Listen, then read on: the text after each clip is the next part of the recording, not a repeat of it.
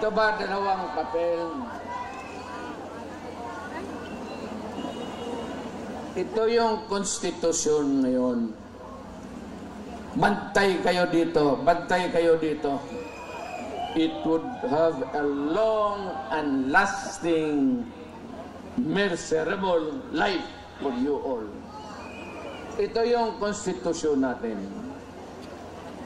Ang una talang gumalaw nito, iba-iba niya, si Marcos. Maniwala ka hindi. After a few decades, ang pangalawang taong gustong kumalkal ng konstitusyon natin, Marcos rin.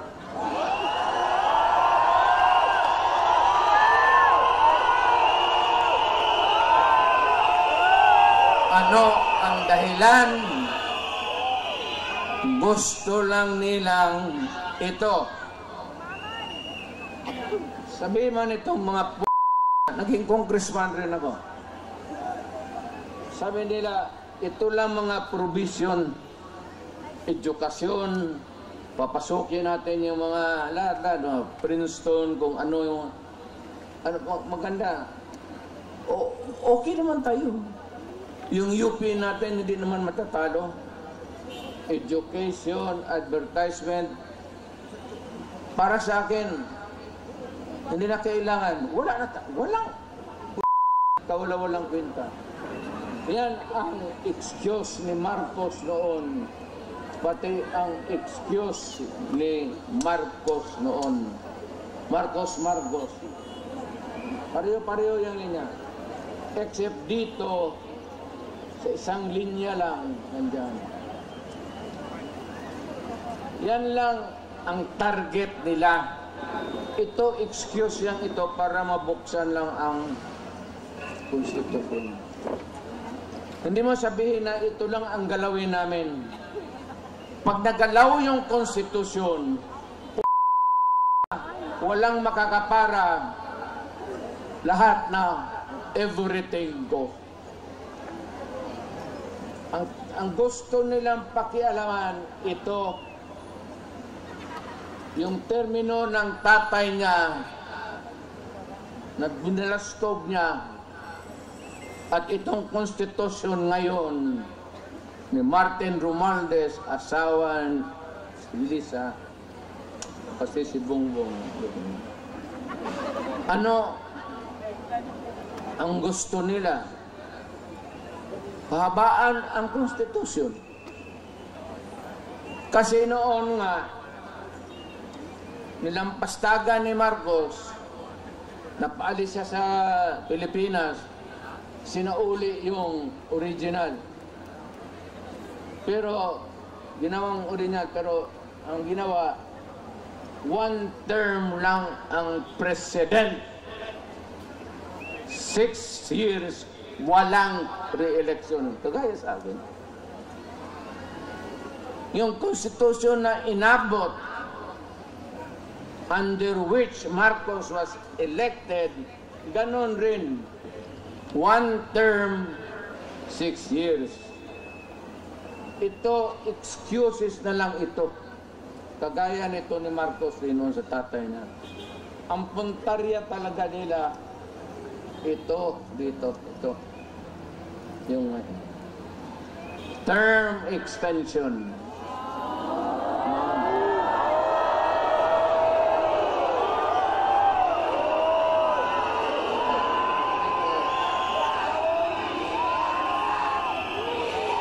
Yang constitution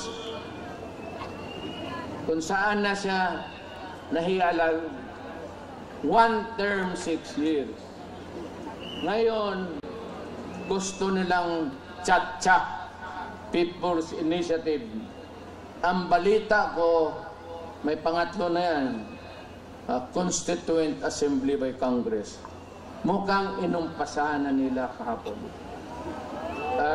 Mas madali yun at walang objection. So, kung may galawin man ang konstitusyon, isa lang. Pahabain lang talaga ni Marcos Kung anong ginawa ng tatay niya, gagawin. Eh ako, na-elected ako under this Constitution. It says that I served 6 years. Then after that, I go out. Umalis ako. O sabi. Pero itong mga tao talaga, Marcos doon, unang panahon, Marcos dito, basta panahon ng Marcos, napakialaman talaga yung konstitusyon. Pinapahaba yung trabaho. Huwag kayong pumayag na ganon. Kababuyan yan.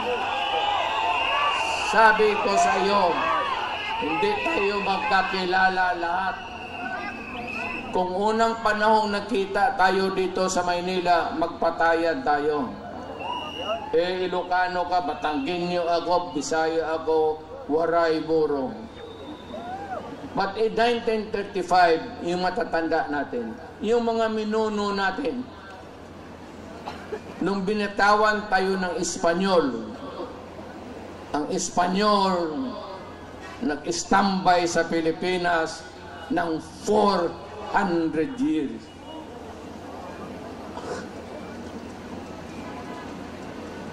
$400. Pumasok ang Amerikano because there was an American-Spanish War. Natalo ang Espanyol, nawala sa kanila ang Mexico, yung mga Marianas Island, pati Philippines. Isinurrender nila sa Amerikano. So, ang umupo ulit dito ang Amerikano. So, ilang taon tayo nagdusa, nagpakahirap sa mga banyaga. Ngayon, may isang presidenteng dumaan na matagal na dinispat sa naman sana namin. Pati ito ngayong anak, may tuyo sa ulo talaga ang mga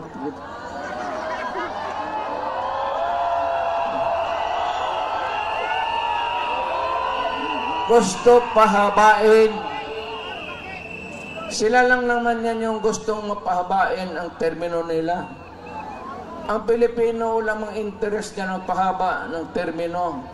Ang Pilipino ang gusto magpahaba ng para papakaligaya kung sino ang gustong paligaya.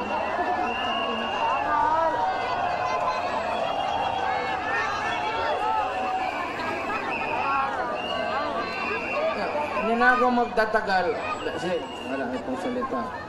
Tsaka ilang araw na kayo. Mag-uwi na kayo. Huwag lang kayong magpaluko. Yan ang legal. Nasabi ko. Huwag ninyong pumayag na mangyari. Kasi mapalitan nila ngayon, walang siguro ko mapalitan sunod na eleksyon. Kasi ang gusto nila, presidential Republican type of government. Ang Pilipino, tayong lahat dito, may isang boto para sa presidente. Ngayon, ang gusto nila itong Congress,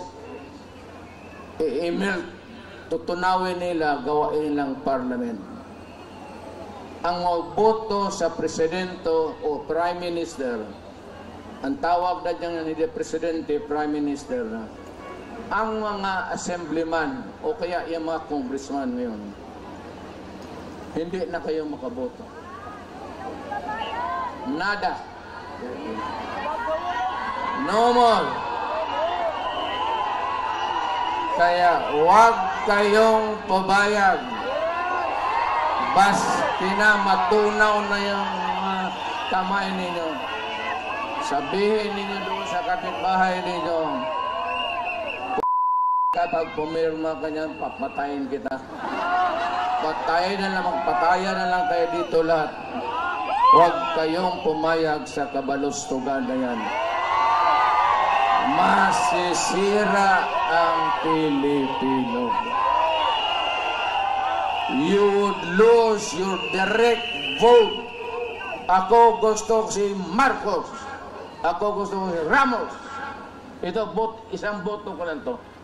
Oh. Ito, gusto ko si Villar. Isang boto lang.